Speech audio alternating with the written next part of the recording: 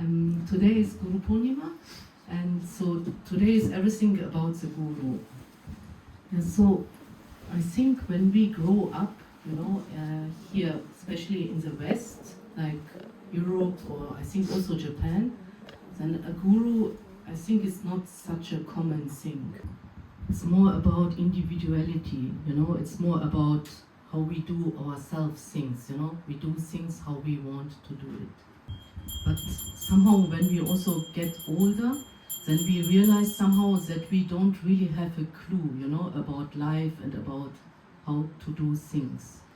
And at one point we start to search. Yeah. So because when, for example, people from outside are looking, and seeing how we venerate Guruji, for example, it seems for them a bit strange, why we venerate a person, This is completely against independency, because it seems like we are obeying, we are listening to everything what we are saying, what he's saying, so we follow what he says,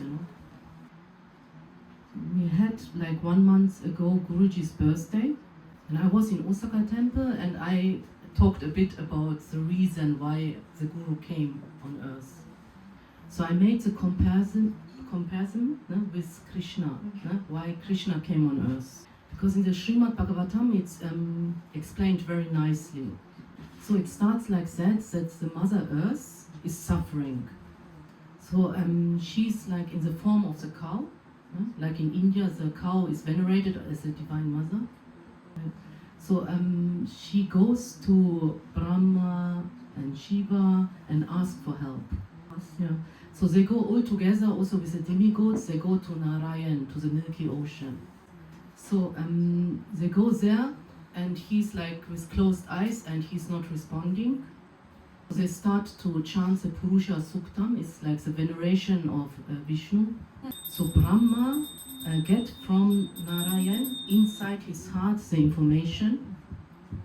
So he says, I will incarnate, and he asks also Brahma to inform all the devas and demigods to also incarnate.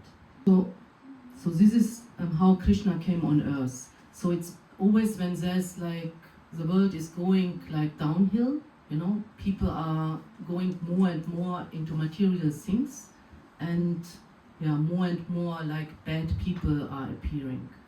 The same is like with the Sadguru. He comes to uplift mankind.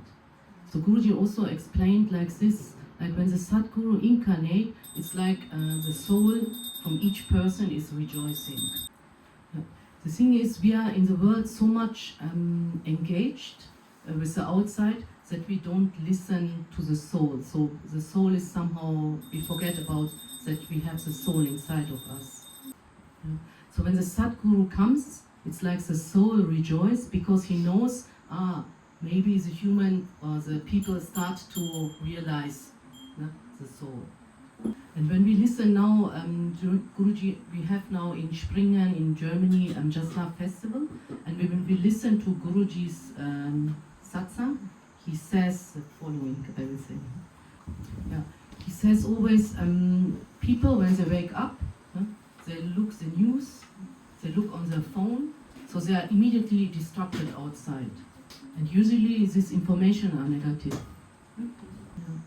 So, and he asked, therefore he, like Karalidasi said, he asked people to chant or to give this mantra to 100 people. Because when you say this name, then you are remembering always the divine. And this is actually very simple because everybody can chant this mantra. And when you chant this really continuously, then you will really feel also the change. Because this is calming your mind. And the mantra, the meaning of this mantra, Shri Vita Giridhari Parabrahmane, is also that he will protect us and give us refuge. And this is really, maybe people don't realize it, but this is really what people really need. When people get older, they realize in their life, when they are really sincere, that they are not really happy. They are looking happiness in the outside things like drinking, partying, or music. But when they are going home and are alone, then they realize that they are not really happy. So Guruji gave also this tool, this 40 days chanting the mantra. It's like the mantra project.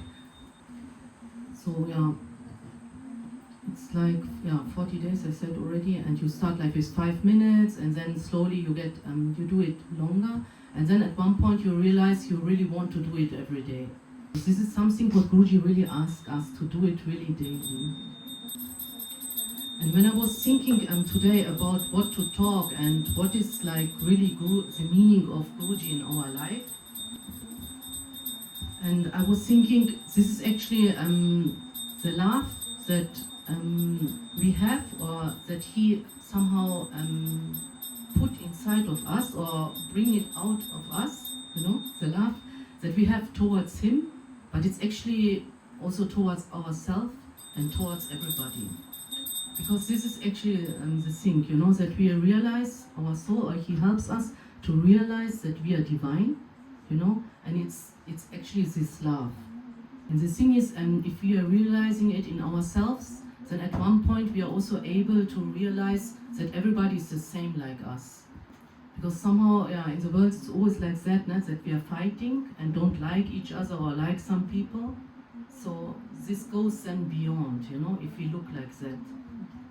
And the beauty of being a devotee of Paramahamsa Vishwananda is that we realize, you know, it doesn't matter if we are like in Germany or in India or in Japan, you know, and we are looking at the devotees, you know, and we feel always connected, you know.